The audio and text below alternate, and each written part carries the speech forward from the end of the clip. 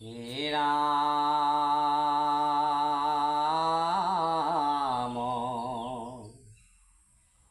মাতৃৰ বচন শুনি কুমাৰে মনত গুণি চিত্ত থিৰ কৰিয়া আপোনাৰ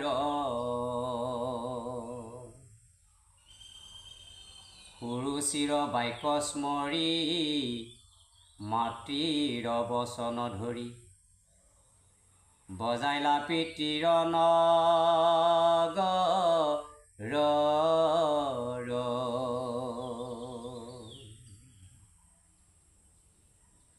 আগ পাছ নচাৱন্ত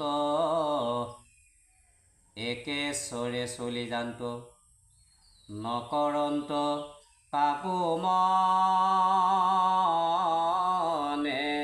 ভয় ধ্ৰুৱৰ মনৰ যত বুজি শুনি অভিমত ব্যক্ত ভৈলা ব্ৰহ্মাৰ নয় কৃষ্ণ পৰম ভক্তিভাজন বাপবাধ মাই মাতৃ সমস্ত তে আমি পৰম ভক্ত ধ্ৰুৱৰ এই চৰিত্ৰৰ পৰা আমি কথা এটা বুজিব পাৰোঁ যে ধ্ৰুৱ মানে হ'ল সত্য আৰু সেই সত্যটোকে নিৰূপণ কৰিবৰ কাৰণে আমাৰ নৰমনুষ্যসকলক এই মহাভাগৱতে এটা উপদেশ দিছে। কি উপদেশ দিছে? তৈলক্যৰ ওপৰে তাহাংক থৈলা থাপি বুধিকাৰ পুষ্যভাগে দেখিও অদ্যাপি। বুধিকাৰ পুষ্য মানে আকাশৰ উত্তৰ ফালে গুৰি সাপৰ দৰে এজাক তৰা আছে আৰু সেই তৰাৰ নেজত ধ্ৰুৱ এই সুৰুচিৰ পুত্ৰ ধ্ৰুৱ এতিয়াও আছে বুলি কৈছে। আৰু সেইকাৰণে আমি কথাতে কওঁ যে কথাটো সত্য, একেবাৰে ধ্ৰুৱ সত্য বুলি কোৱা হয় আৰু সেইটোৱেই হৈছে ধ্ৰুৱ। আৰু সেই ধ্ৰুৱৰ চৰিত্ৰ আমি যদি শুনিব পাৰোঁ তেনেহ'লে আমাৰ মানুহবিলাকৰো চৰিত্ৰবিলাক নিশ্চয় পৰিৱৰ্তন হ'ব আৰু শোধন হ'ব। তে উত্তানপাত ৰজা এজন মহাপ্ৰতাপী ৰজা আছিলে আৰু সেই ৰজাৰ ৰাণী দুগৰাকী আছিলে আৰু ডাঙৰগৰাকী ৰাণীৰ পুত্ৰ ধ্ৰুৱ জন্ম হৈছিলে আৰু সৰুগৰাকীৰ পুত্ৰ হৈছিলে উত্তান নামৰ ল'ৰা এজন হৈছিলে। এতিয়া ডাঙৰগৰাকীৰ পুত্ৰ হৈছে ধ্ৰুৱ অৰ্থাৎ সুৰুচিৰ পুত্ৰ হৈছে উত্তান। এতিয়া ডাঙৰ কথাটো হৈছে কি সুৰুচি আৰু সুনীতি। সুনীতি মানে হ'ল যিয়ে সদায় সত্য সাতি সত্য পথত চলি থাকে আৰু তাকেই সুনীতি বুলি কোৱা হৈছে। সুৰুচি মানে হ'ল দেখি ভাল পোৱা, শুনি ভাল পোৱা, খাই ভাল পোৱা, কেৱল গুণত। কথাতে কয় যে গুণৰ আদৰ সদায়, ৰূপৰ আদৰ নাই, গুণৰ আদৰ সদায়। এতেকে আমি সদায় আই মাতৃসকল গুণতহে আমি মানে যিবিলাক নীতি নিয়ম, ঈশ্বৰ উপাসনা, ভাল কামত যোৱা, ভাল মানুহৰ লগত সংগ লোৱা, এইবিলাক হৈছে সুনীতি। আৰু এই সুনীতিত যদি আমি থাকিব পাৰোঁ তেনেহ'লে আমাক পৰম ব্ৰহ্ম কৃষ্ণই সকলোকে আমাক দয়া কৰিব, কৃপা কৰিব। আৰু আমি যদি কেৱল চাই ভাল পোৱা, শুনি ভাল পোৱা, খাই ভাল পোৱা এই বস্তুবাদীবিলাকত লাগি থাকোঁ, তেনেহ'লে আমি ঠিক সেই উত্তানপাত ৰজাৰ যিটো অৱস্থা আৰু সেই অৱস্থা ভাগিও আমাৰবিলাকৰো হ'ব বুলি কৈছে। তে সেই যেতিয়া সুনীতিৰ পুত্ৰ ধ্ৰুৱই 5 বছৰতে দেউতাকৰ কাঠত, মানে য'ত যিখন খাট দেউতাক শুৱে, উত্তানপাত ৰজা শুৱে, আৰু সেই শোৱা খাটখনত ধ্ৰুৱ উঠিবলৈ গৈছিলে। আৰু তেতিয়া সুৰুচিয়ে মানা কৰিছিলে, তুমি ইয়াৰ পৰা ছাইড হৈ যোৱা, যদি তুমি দেউতাৰ কোচত খাটত উঠিব বিচৰা তেনেহ'লে এইবাৰ এই জন্মত তোমাৰ উঠিব নোৱাৰিবা। তুমি ঈশ্বৰ সাধন কৰি ভগৱানক প্ৰাৰ্থনা কৰি ঘূৰি জন্মত তুমি এই দেউতাৰ কোচত উঠিব পাৰিবা। এতিয়া মোৰ পুত্ৰ উত্তানহে উঠিব। এই বুলি কোৱাত তে ধ্ৰুৱৰ মনত বৰ আঘাত লাগিল সেই 5 বছৰ বয়সতে। তেতিয়া সুনীতিয়ে কৈছে, বোপাইও তুমি খং নকৰিবা, ঈশ্বৰে যি কৰে সদায় ভালেই কৰে। তে তুমি যোৱা, যে ঈশ্বৰ কৃষ্ণৰ সাধনা কৰিবৰ কাৰণে তুমি ওলাই যোৱা বুলি সুনীতিয়ে নিৰ্দেশ কৰিলে পুত্ৰক। আৰু সেই সুনীতিৰ বাক্য ধৰি, সুৰুচিৰো বাক্য ধৰি, দুয়ো মাতৃয়ে বাক্য ধৰি ধ্ৰুৱই ওলাই গ'ল। গৈ গৈ দ্ৰব্যৰ লিখন ভগৱন্তই কৃপা কৰিছে। তে সেই 5 বছৰীয়া ল'ৰাটোৱে ক'ত বনৰ মাজত গৈ ভগৱন্তক আৰাধনা কৰি কষ্ট কৰিব। তেতিয়া দেৱঋষি নাৰদে এইফালৰ পৰা আহি লগ পালে। লগ পাই তেতিয়া নাৰদে ধ্ৰুৱক সুধিলে, তুমি ইমান সৰু ল'ৰা, ক'লৈ যোৱা? বোলে মই তপ কৰিবলৈ যাম, বোলে তপস্যা কৰিবলৈ যাম। তোমাৰতো এতিয়া তপস্যা কৰিবলৈ হোৱা নাই, তুমি ইমান সৰু ল'ৰা, কিয় আহিলা তুমি? বোলে মোক মাহী মায়ে ইমান বেয়াকৈ কৈছে, মোৰ হৃদয়ত বৰ আঘাত লাগিল। গতিকে সেই আঘাতটো গুচাবৰ কাৰণে মই ঈশ্বৰক তপস্যা কৰিব আহিছোঁ, যে মই মোৰ দেউতাৰ খাটত উঠিবৰ কাৰণে মই পৰম ব্ৰহ্ম কৃষ্ণৰ অভয় চৰণত শৰণাপন্ন হ'বলৈ, মই ভগৱন্তক পাবলৈ তপস্যা কৰিবলৈ বনলৈ মই গুচি আহিছোঁ। তেতিয়া নাৰদে ক'লে, তুমি এইবোৰ সকলোবিলাক এৰি দিয়া, বোলে তুমি খং নকৰিবা, তে এই বয়সত তুমি তপস্যা কৰিব নালাগে, আৰু তোমাক মই এটা বৰ দিলোঁ, আৰু এই বৰৰ দ্বাৰাই তুমি তপস্যা সাধন হ'ল বুলি নাৰদে লাহেকৈ কপালত হাতখন শংখটো লগাই দিলে। দিয়াৰ পিছত ধ্ৰুৱৰ জ্ঞান ঘূৰি আহিল। ঘূৰি আহি নাৰদৰ উপদেশত আকৌ ধ্ৰুৱই ঘৰলৈ গুচি আহিলে।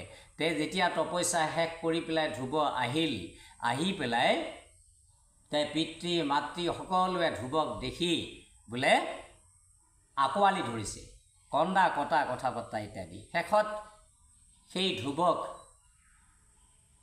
ৰজাই ৰাজত্ব গতাই দিলে, উত্তানপাত ৰজাই, আৰু মাহী মাকেও বৰ আদৰ সাদৰ কৰি ল'লে।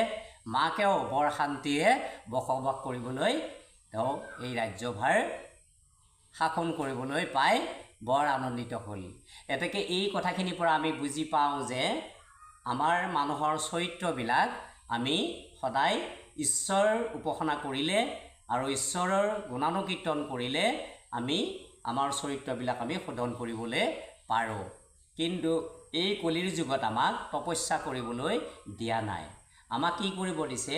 আমাক একো কষ্ট কৰিবলৈ। আগৰ ঋষিমুনিসকলে তপ কৰিছিলে, হোম যাগযজ্ঞ কৰিছিলে, আৰু সেই তপস্যা কৰি তেওঁলোকৰ উই হাকুলো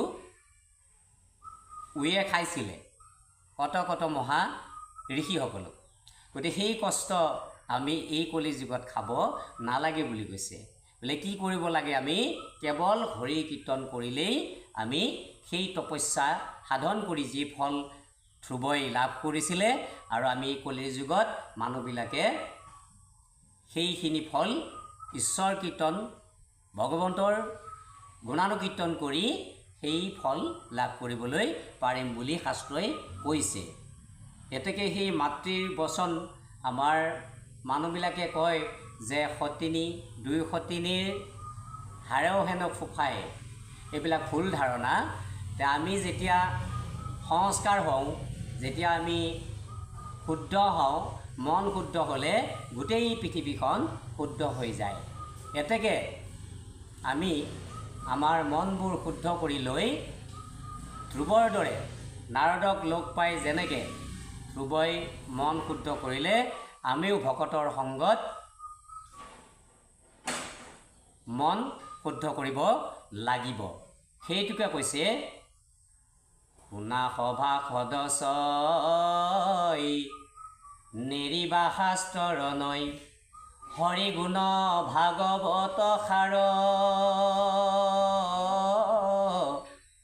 শ্ৰৱণ কীৰ্তন কৰা সাধু সংগ অনুসৰা শ্ৰৱণ কীৰ্তন কৰা পৰিহৰা পাখণ্ড আচাৰ। বোলে আমাক কি কৈছে? সাধু সংগ অনুসৰা শ্ৰৱণ কীৰ্তন কৰা পৰিহৰা পাখণ্ড আচাৰ। পাখণ্ড আচাৰ মানে কি? যে আমি এই যে সুনীতি আৰু সুৰুচিৰ কথা ক'লে তে আমি আমাৰ ভকতসকলৰ যিটো চৰিত্ৰ সেইটো হৈছে সদায় আমি পৰিষ্কাৰ হৈ থাকিব লাগে, বাহ্যিক পৰিষ্কাৰ আৰু আধ্যাত্মিক পৰিষ্কাৰ হৈ থাকিব লাগে। দুয়োটা বাহ্যিক আৰু আধ্যাত্মিক পৰিষ্কাৰ হৈ লৈ গুৰু সেৱা কৰি সদায় ভকতৰ সংগত ঘূৰি ফুৰি আমি জ্ঞান লাভ কৰিব লাগে। আৰু ভকতে যেতিয়া আমাক কপালত এনেকৈ চুই দিব, আশীষ দিব, তেতিয়াই ভগৱন্তই আশীষ দিয়া বুলি আমি ধৰিব পাৰোঁ। আৰু সেইটোৱেই হৈছে আমাৰ মংগলময়। আৰু ভাগৱতৰ সেইটো প্ৰথমতেই ভাগৱতৰ আৰম্ভণিতে কৈছে মংগলাচৰণ, মংগল যুগ আচৰণ। গতিকে আমি আমাৰ আচৰণবিলাক সদায় মংগল হ'ব লাগিব। আমি যদি চাওঁ আমাৰ যে ডিম আছে, এই ডিমবোৰ যদি আমি 5টা হাঁহৰ ডিম আৰু 5টা মুৰ্গী চৰাইৰ ডিম একেলগে থৈ দিওঁ, সেই কিবা লাগিলে হাঁহে দিলেও হ'ব, মুৰ্গী চৰায়ে দিলেও হ'ব। তে আমাৰ ঘৰৰ ওচৰতে এজন মানুহে 5টা হাঁহৰ ডিম আৰু 5টা মুৰ্গী চৰাইৰ ডিম একেলগে দিলে, কিন্তু হাঁহে ধৰিলে। তেতিয়া শেষত আটাইকেইটা ডিম ফুটি পোৱালি ওলালে আৰু পোৱালিকেইটা 5টা হাঁহৰ পোৱালি হ'ল আৰু 5টা মুৰ্গীৰ পোৱালি হ'ল। এতিয়া ইয়াৰ পৰা বিজ্ঞান ভিত্তিক এটা যদি আমি চাবলৈ যাওঁ তেনেহ'লে বুজি পালোঁ যে মুৰ্গীৰ ডিমত হাঁহৰ পোৱালি নহয় আৰু হাঁহৰ ডিমত মুৰ্গীৰ পোৱালি কেতিয়াও জন্ম নহয়। আৰু এটা জন্ম ৰহস্য আছে এইবোৰৰ, যে ডিম, হাঁহ, মুৰ্গী, চৰাই এইবোৰ দুবাৰ জন্ম হয়। মানুহৰ 3বাৰ জন্ম হয়, এইবোৰৰ 2বাৰ জন্ম হয়। এতিয়া প্ৰথমে হাঁহৰ পৰা কি হয়? ডিম হয়, এইটো প্ৰথম জন্ম। আৰু দ্বিতীয়বাৰ জন্ম হয় দিলে পোৱালি, এতেকে এইটো দ্বিজ জন্ম হয়। এতিয়া মানুহৰ হ'লে কি হ'ব? এইটো দ্বিজ জন্ম। এতিয়া মুৰ্গী বা হাঁহৰ হ'লে এইটো কি হ'ব? সংস্কাৰ হ'ব। প্ৰথমতে ডিম হৈ ওলালে, দ্বিতীয়বাৰ পোৱালি হৈ ওলালে। ঠিক এজন মানুহ প্ৰথমে মানুহ হৈয়ে জন্মগ্ৰহণ কৰে। তাৰপিছত যেতিয়া তেওঁৰ সংগৰ দোষত, দুষ্ট সংগৰ দোষত তেওঁৰ চৰিত্ৰবিলাক গোটেই চৰিত্ৰসমূহ লেতেৰা হৈ যায়, তেতিয়া তেওঁ অমানুহ হয়।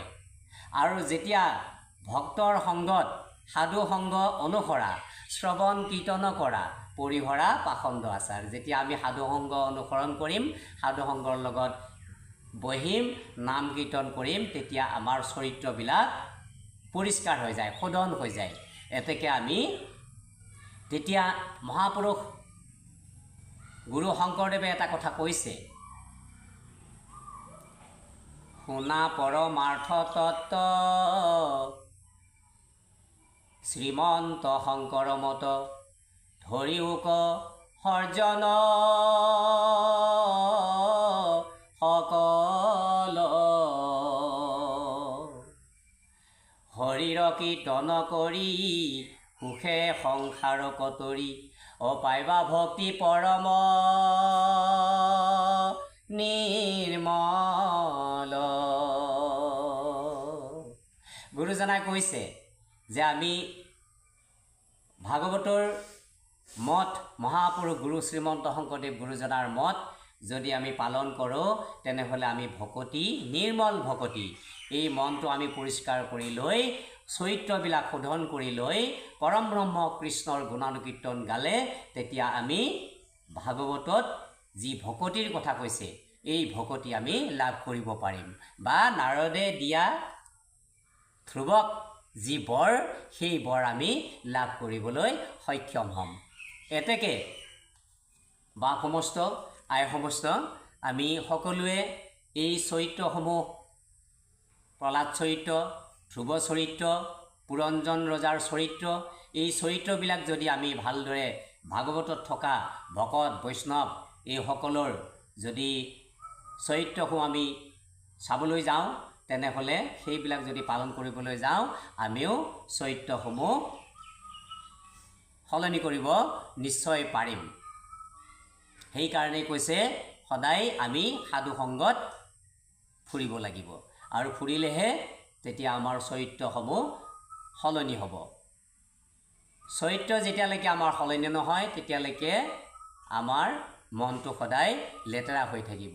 গতিকে আমি এই লেতেৰা মনক পৰিষ্কাৰ কৰিবলৈ হ'লে আমি চৰিত্ৰবিলাক শোধন কৰিবই লাগিব, আৰু নাৰদৰ দৰে ভকতসকলক লগ পালেহে আমি আমাৰ চৰিত্ৰবিলাক শোধন হ'ব। এই কথাখিনি নাৰদে ধ্ৰুৱক উপদেশ দিছে। হে ৰাম আতিশয় ভক্তিভাৱে, ধ্ৰুৱে নাৰদৰ পাৱে, জানুহীৰে পৰি প্ৰণামিলা,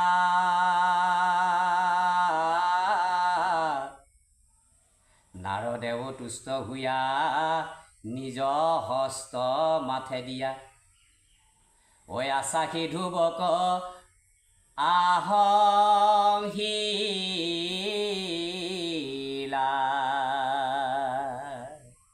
এতেকে নাৰদে ধ্ৰুৱক সেই 5 বছৰ বয়সতে লাহেকৈ কপালত হাতখন লগাই দি আশীৰ্বাদ দিলে, আৰু সেই আশীৰ্বাদেই তেওঁৰ ভগৱন্তই দিয়া বৰ লাভ গ্ৰহণ কৰিলে, আৰু সেইটো গ্ৰহণ কৰি ধ্ৰুৱ সত্য হৈ পৰিল, আৰু ধ্ৰুৱ শুদ্ধ হ'ল। এতেকে আমি ভকতসকলৰ আশীষ, ভগৱন্তৰ কৃপা, এইবিলাক যদি আমি লাভ কৰিবলৈ হয়, তেনেহ'লে ভাগৱত শুনিব লাগিব, আৰু ভগৱত শাস্ত্ৰ শুনি ভগৱতৰ যিবিলাক উপদেশ, এই উপদেশবিলাক মানি আমি চলিব লাগিব, আৰু তেতিয়াহে আমাৰ চৰিত্ৰসমূহ সলনি হ'ব।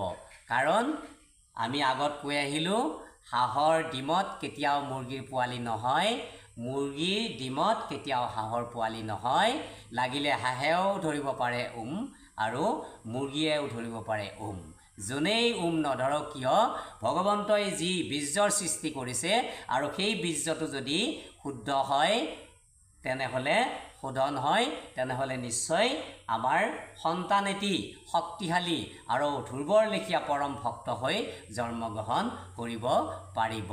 এতেকে আমাৰ বিজ্ঞানে কি কৈছে, আজিকালি আমি ধানৰ খেতি কৰোঁ, এতিয়া পথাৰত যিবোৰ ধান খেতি কৰোঁ, আমি চাওঁচোন বাৰু যে সেই ধানবোৰ যিবিলাক বীজ, সেই বীজবিলাক চৰকাৰে ধুনীয়াকৈ শোধন কৰি আমাক পেকেট কৰি পেলাই আমাক বিক্ৰী কৰি দিছে, বা খেতিয়কবিলাকক বিতৰণ কৰি দিছে আৰু সেই শক্তিশালী বীজ যেতিয়া আমি পথাৰত সুন্দৰকৈ সাৰ প্ৰয়োগ কৰি ধানৰ খেতি কৰোঁ আৰু তেতিয়াহে আমাৰ কি হয় ধানবোৰ নদন বদন হৈ ফলৱতী হ'ব পাৰোঁ যে এইটো বিজ্ঞানে কোৱা একোটা জ্বলন্ত প্ৰমাণ আৰু এই প্ৰমাণবিলাক হাতত লৈ আমি বিশেষকৈ আমাৰ যিবিলাক যুৱক যুৱতী আছে আৰু সেইসকলক অকল মোবাইলটো হাতত লৈ মোবাইলৰ দ্বাৰাই গোটেই জীৱনটো আমি সুখী হ'ম বুলি ভাবিব নালাগে সকলোৱে ওলাই আহক এই ভাগৱত ধৰ্ম গ্ৰহণ কৰি ধ্ৰুৱৰ দৰে ধ্ৰুৱ সেই 5 বছৰতে আমি ভাবিব নালাগে যে আমি কম বয়সতে হৰিভক্তি কৰিব